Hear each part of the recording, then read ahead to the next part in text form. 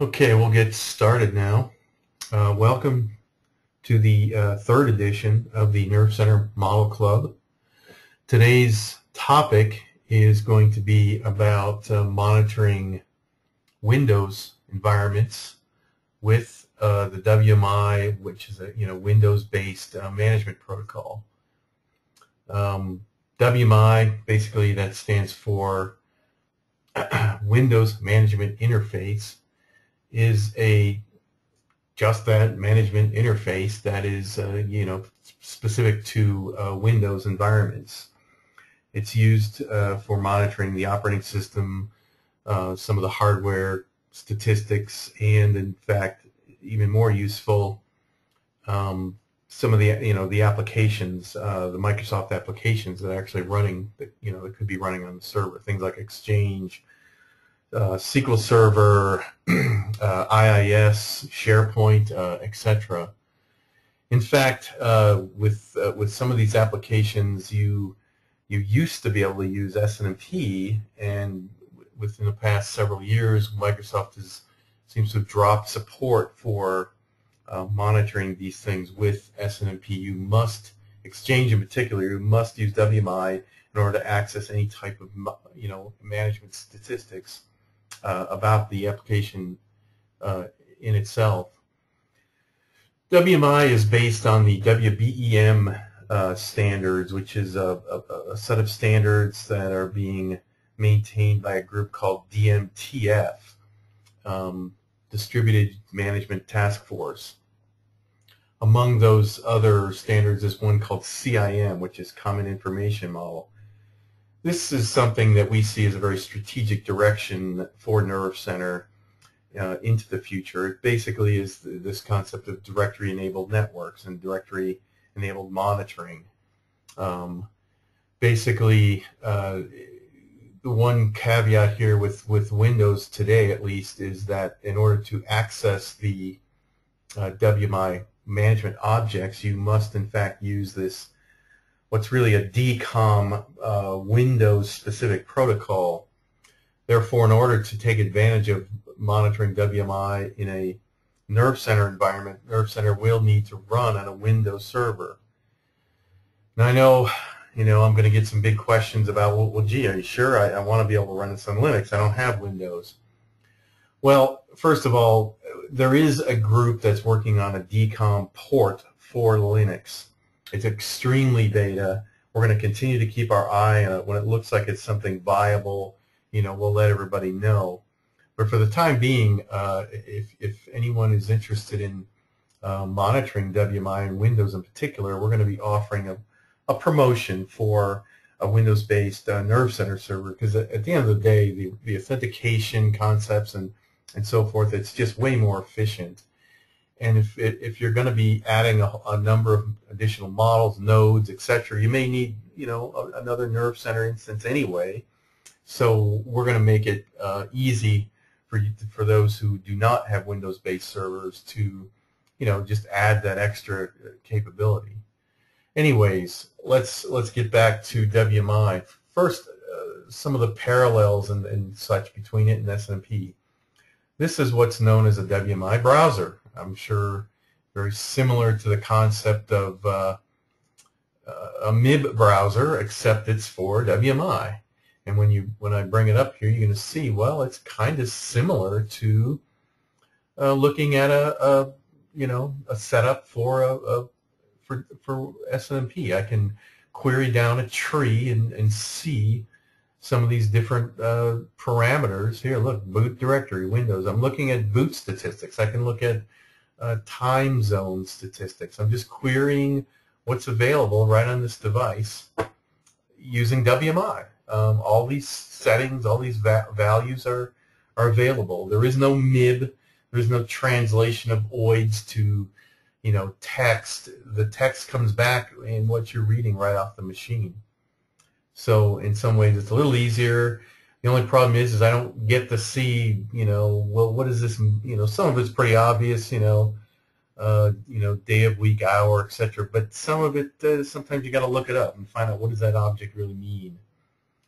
So this is actually called a part of a package called WMI Tools. It's completely freely available from Windows. The WMI Perl modules are already there in a Windows NerveCenter. So if you install NerveCenter on Windows, you're going to already have those WMI Perl modules that you'll need in order, to access, WMI information. Let me go ahead and open up a poll here and let you take a look at just how that works. If you look on the web and look at documentation about managing with WMI, now I know there's a few products out there that support WMI, that do monitor Windows applications. Of course, we all know those are nowhere near as good as NerveCenter, but there's some other guys out there doing it. Most of what you'll see documented about monitoring with WMI is all about writing scripts, and a lot of it is using Windows PowerShell. Well, Perl, is also quite suited for WMI, and the reality is it's kind of similar to doing a SQL query. You're setting up some of the parameters, then you go down here and you actually do a select statement. I'm selecting a column from a table, and I'm getting back the value for domain role. A 0 is a standalone workstation, a 1 is a member workstation, a 2 is a standalone server, etc. And that's all I'm doing is pulling the different servers in my domain or devices in my domain and getting a status as to what they are within the domain.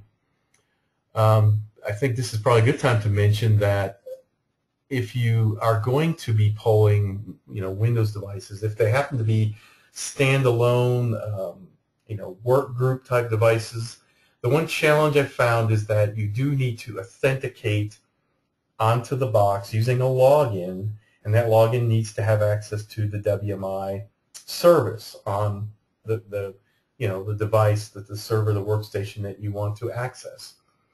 This creates a little bit of a performance hesitation as you're doing that login each time. However, based on discussions I've had with other customers and some of my own experience, I know that for the most part in a real world enterprise, you're using domains, and that an Exchange server must use a domain.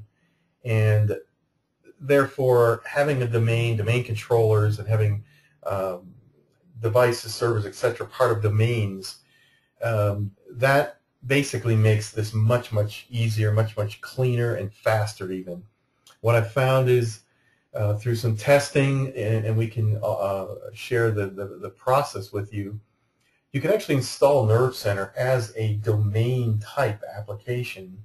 What I mean by that is really you take a server that you want to run NerveCenter on and make it a part of your primary domain, the domain that you're going to be monitoring devices in, Windows devices, and you basically create those NerveCenter, NC admins, NC users type groups at the domain controller. Create a NerveCenter user. It could be the Nerve CTR user or any user really that's going to have enough authorization to do an install and run the NerveCenter application. What you do is you create this user in your domain. Go to that domain server you just created, log in as the domain user that's going to be running NerveCenter, then install NerveCenter. If you don't do that, you get registry errors, and it can't locate things. So install it as a domain user. When you're all done, the NerveCenter service is going to be running as a system type user. What you want to do is go ahead into the services box and go ahead to the NerveCenter service, open up the properties, and you'll see the logon. It'll be defaulted to system. Well, select this account, put in your domain user, the password, say OK, restart NerveCenter. You're up and running. You're a part of the domain. You don't have to re-authenticate to everything in the domain now. As long as those servers are part of the domain, WMI has access to domain resources. You could just now query any device. Just put it in a node list, give it the right property group, and those polls will affect. Let's turn on, affect that will be affected by those devices. Let's go ahead and turn this on and see what we get. The poll is a couple of minutes, so it's going to take a second or two to work. There we go. We got 2, 3. There you go. Exchange, PDC, primary domain controller, Jake, which happens to be my NerveCenter server. It's a member workstation, not even a server. I'm sorry, member server. It is a server. Reporter, another machine, that we're doing some reporting work on. It's a member workstation. So there we are. We statused all these guys using that same poll we just looked at. Let's take a look at something else. Here I have another poll. This one is pulling an exchange table. I'm looking at basically messages queued for submission, and I'm looking for RPC average latency. If you look those up, you'll find that messages queued for submission means somebody hit send on an email and their client, and it's now it's sitting in a queue to be sent over to the SMTP server. Okay? RPC average latency is a measurement, a value that comes from IMAP. If your IMAP application or connection through a client is slow, it'll show up as high values there. The values are documented via Microsoft. That's what a best practice number should be. I plug those in there. It should be below 25 for the queue, below 50 for the latency. 50 milliseconds, I guess is what it was. Okay, makes sense. There we go. We got the poll in place. It's a single table. We're pulling 2 of the metrics in that table. I've got a couple of models that look at those metrics. We'll go ahead and turn those on. Lo and behold, we've already got one in a degraded state. And it happens to be our submit queue. If your submit queue goes high and grows, well, that could be a sign your SMTP server is just not working at all. If it goes high and kind of stays high, well, you're having a performance problem. You're not able to clear out that queue fast enough, and it keeps building, so mail is slow in getting out to the world. So it's a pretty good thing to monitor. Anyways, those are 2 pretty valuable metrics to take a look at, and sure enough, they're there. They're available to look at on this particular environment.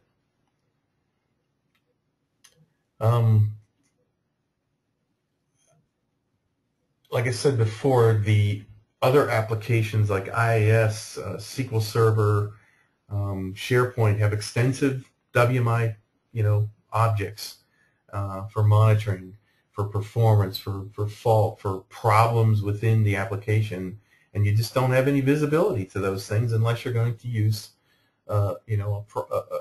something that's going to query WMI. And why not use NerveCenter? You know it well. You've used it in your network for years. Just makes sense to now take NerveCenter to that next level and do something non-SNMP based. Any questions at this point? I don't see any hands being raised. That's really all I had. Again, this is just another way to use NerveCenter. Again, leveraging alternate Perl modules. We're not locked into SNMP and ICMP anymore. So we're going to continue down this path. As I said, our strategic direction is to continue to take a look at what the DMTF is doing, look at what other vendors are doing in different kinds of management protocols and so forth, and keep NerveCenter relevant and current in that respect. So I don't seem to have any more questions, so I guess if that's it, I'll go ahead and sign off for now. Anyone has any questions after the fact, please send us an email or give us a call. If you have any suggestions for another model club, we'll do another one here in the next 4, 5, 6 whatever weeks. Right now I don't have a topic chosen, so if anybody has any ideas, let me know. Other than that, we'll go ahead and sign off, and good modeling, and we'll see you the next time in the next model club. That's about it. Thanks. Bye.